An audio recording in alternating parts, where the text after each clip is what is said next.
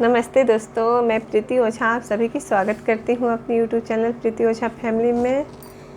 तो चलिए, आज ये जो गीत है जीवित पुत्रिका पर का ये गीत है जो हम लोग जिउतिया करते हैं। ये जिउतिया का पर्व ही ऐसा होता है कि चाहे कोई भी त्यौहार आप छोड़ दीजिए, और सबसे कठिन भी होता है, बहुत ज़्यादा कठिन होता है जीवित पुत्रिका का व्रत।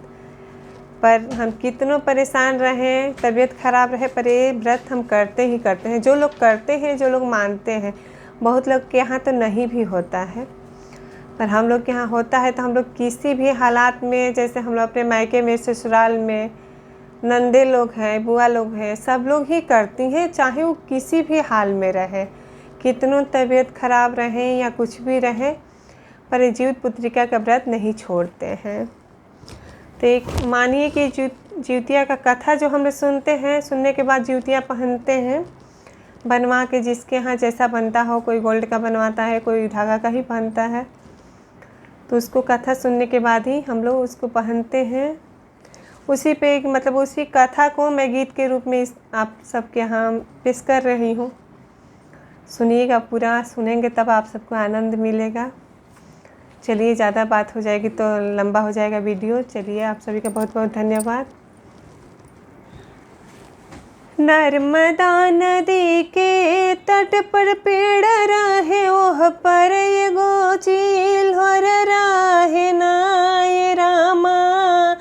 ओही पेड़ तर रहे एगो सियारी, इन दोनों में यारी भइल, दोनों में यारी भइल ना मोरे रामा। वही पेड़ के नीचे एक सी यारी निराहे, दोनों में यारी भइल, दोनों में यारी भइल ना। नदी के बगल में एगो गाँव रहे पंचवटी, नाम रहे पंचवटी, नाम रहे ना। ए रामा माल के तू राजा बड़ी, नामी रहल प्रजा खुशी, हाल रहल प्रजा खुशी, हाल रहल हो मोरे रामा। माल के तू नाम के एगो राजा रहल प्रजा खुशी, हाल रहल प्रजा खुशी, हाल रहल ना। माहिना कुआर के अन्हार रहे तिथिया, अष्टमी रहे तिथिया, अष्टमी रहे जिउतिया, व्रत रहे ना। ए रामा सब नारी मिली के व्रत कर, यारिन के नजर रहे, यारिन के नजर रहे ना। ए रामा सब नारी मिली के व्रत कर, यारिन के नजर रहे, यारिन के नजर रहे। चील होशियारो मिली संकल्प कैली, हमहु जिउतिया करबो, हमहु जिउतिया करबो।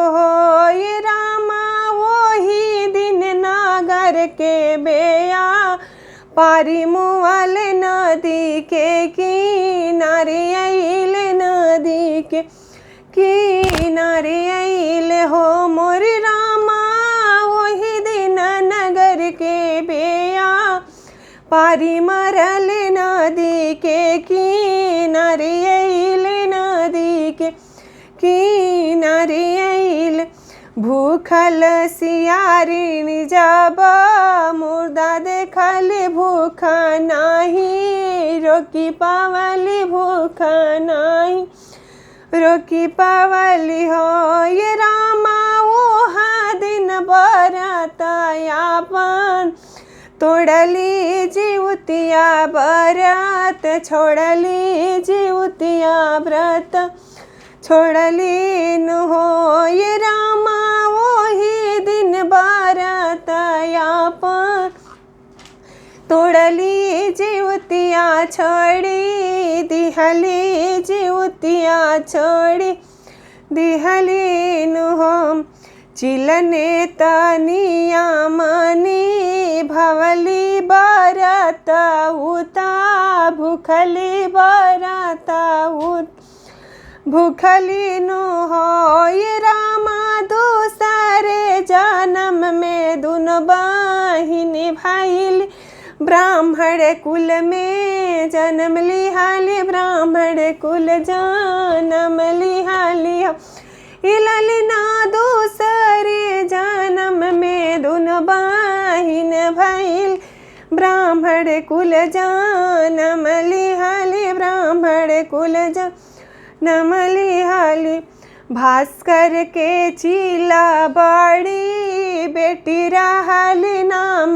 शीलावती रहे नाम शीलावती रहे ना ये रामा सियारी ना छोटा बेटी भैली ता नाम कपूरवती रहे नाम कपूरवती रहे ना भास्कर पिता बेटी के लालन कैले आवारू से पालन कैले आवारू से पालन कैले हो ये रामा पंचवटी गाँव में बियाह कैल दोनों बेटी के दान दिहल दोनों बेटी के दान कैल हो मोरे रामा पंचवटी गाँव में बियाह कैल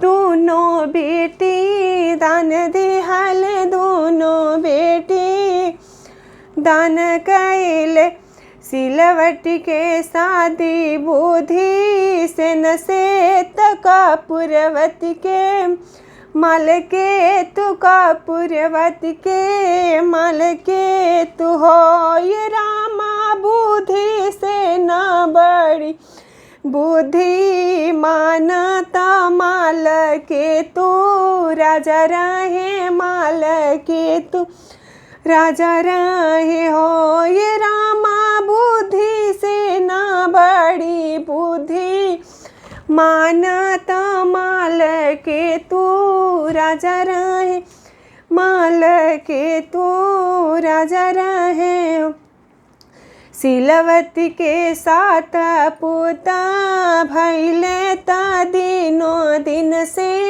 अन भैल दिनों दिन से अन भैले हो ए रामा कपूरवती के साथ ए रामा कपूरवती के पुता सबा होई गईल सागरो मारत गईले सागरो मारत गईले हो हे रामा कपूरवती के पुता सभा भैले ता सागरो मारत गईल सागरो मारत गईल शीलवती के साथ पुता काम करे राज में नाम करे राज में नाम करे हो ये रामा कपूरवती के मन में जालन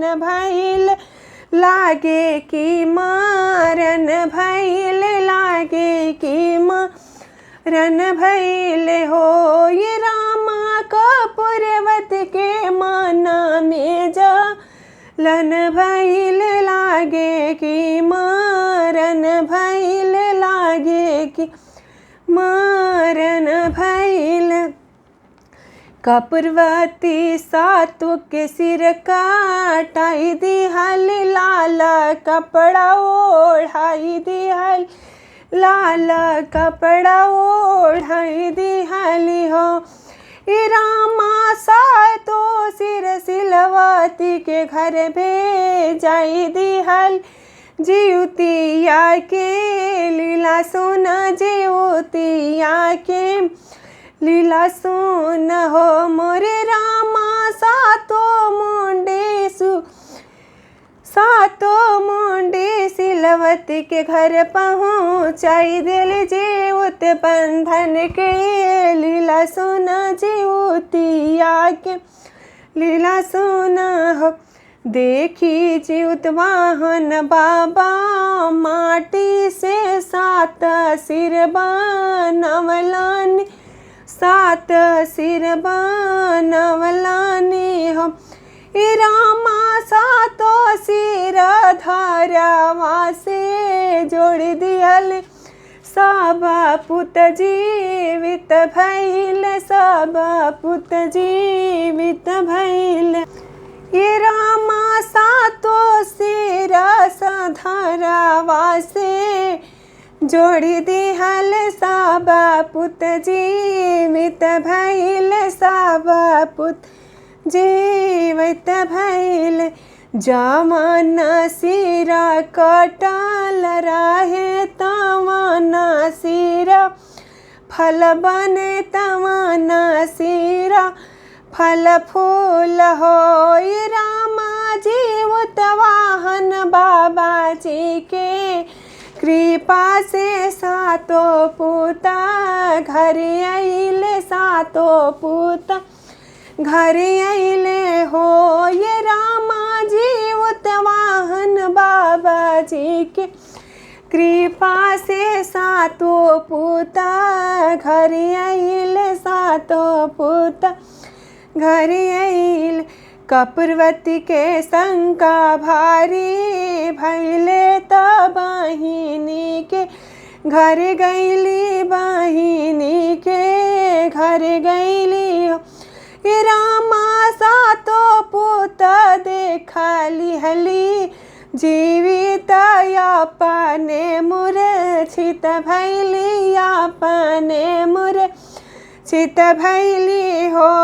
ललना देखली हली सातो पुत के जीवित अपने मूर्छित भइली अपने मूर्छित भइली। होश में जब अइली कपूरवती त बहिनी समझावेली बहिनी समझावेली हो। रामा पूर्वा जन्म के बात बतावली ओही पेड़ तर ले गईली पेड़ तर ले गईली हो। जीवत वाहन बाबा के कहानी ये प्रीतित गावेली रउरा लोग सुनावेली हो। ये रामा भयन सब नारी करेले जीवतिया संतान के उमर लागी बेटो के उमर लागी हो। रामा सब नारी करेली जीवतिया संतान के उमर बढ़े संतान के उमर बढ़े। नमस्ते दोस्तों, अगर आप सबके अच्छा लगे तो ज़रूर सुनब जा। और बोलते हैं ना कि जब जिस पे भगवान का सहारा रहे ना उसको कोई कुछ नहीं बिगाड़ सकता है। भगवान अगर साथ हैं तो अच्छों को कर्म का फल दे ही देते हैं। और जो अच्छे कर्म किए हैं उसको कष्ट थोड़ा होगा पर दुख नहीं आएगा। भगवान की कृपा बनी रहती है। चलिए, आप सभी के बहुत बहुत धन्यवाद।